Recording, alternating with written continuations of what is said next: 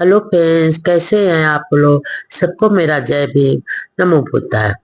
भगवान बुद्ध के सुविचार और अनमोल विचार। एक बार भगवान बुद्ध अपने भिक्षु संघ को एक कथा सुनाते हैं। वे बताते हैं, पापी सर्वत्र दुख ही पाएगा। यह कहानी श्रावस्ती के जेतवन बिहार की है, जहाँ पर देवदत्त तथागत का ममेरा भाई रहता था।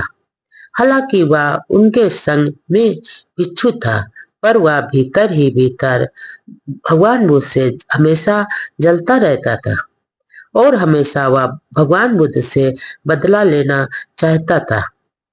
उसने 3 बार भगवान बुद्ध की हत्या करनी चाहिए, पर वह सफल नहीं हो पाया। अंततः उसने संग में फूट डाले और अपने साथ 500 नए भिक्षुओं को मिला लिया और गया शीर्ष पर्वत पर चला गया। सारपुत्र तथा मोगलान ने बुद्ध को इस बात की जानकारी दी।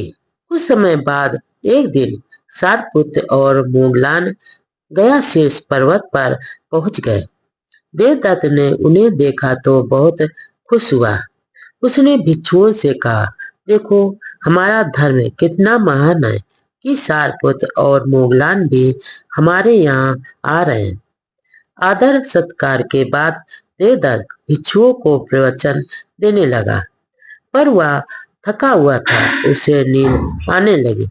उसने सारपुत्र से आग्रह किया कि वह प्रवचन जारी रखे और स्वयं वहीं लेट गया। उसे नींद आ गई। सारपुत्र ने प्रवचन जारी रखा।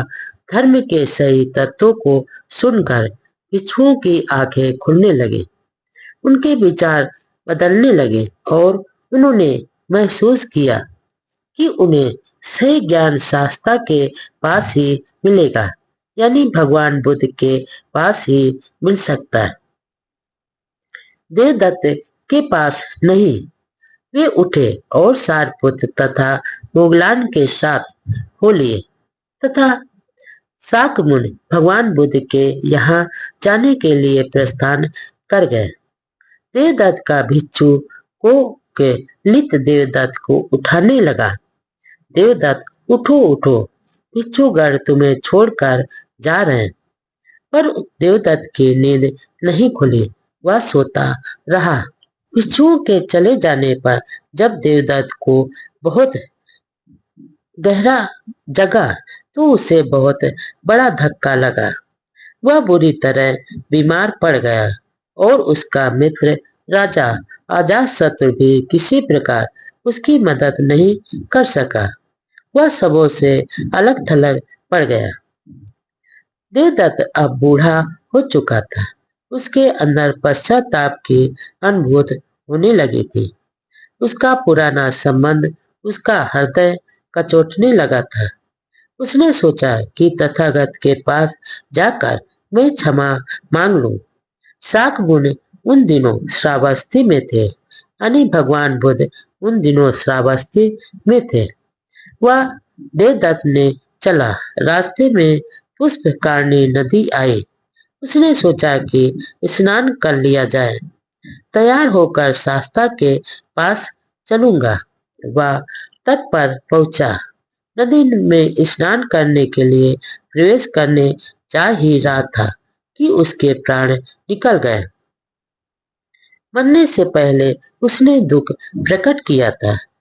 भगवान बुद्ध की शरण के अतिरिक्त और कोई शरण नहीं है। बुद्ध को देवदत्त के मृत का समाचार दिया गया। भिक्षुओं ने उसके विषय में जानना चाहा।